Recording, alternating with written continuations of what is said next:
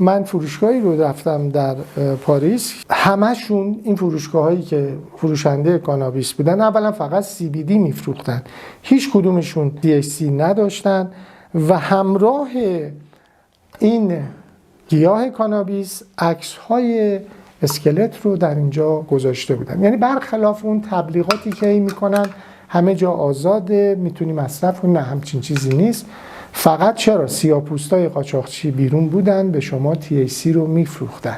یعنی اینجوری نیست این تبلیغات خنده که میکنن همه جا آزاده مشکلی نیست، نه عزیزان. بارها گفتم ماریجوانا یک بار مصرفش در صورتی که شما آلل کمتت مثبت باشه و سایکوز بگیری، یعنی توهم و هذیان در یک بار مصرفش داشته باشی، 75% ممکنه باعث اسکیزوفرنی شما، دو قطبی شما، پنیکای موندگار شما بشه و یا اینکه حتی دچار سندرم بی‌انگیزگی بشید. ممنون، متشکرم.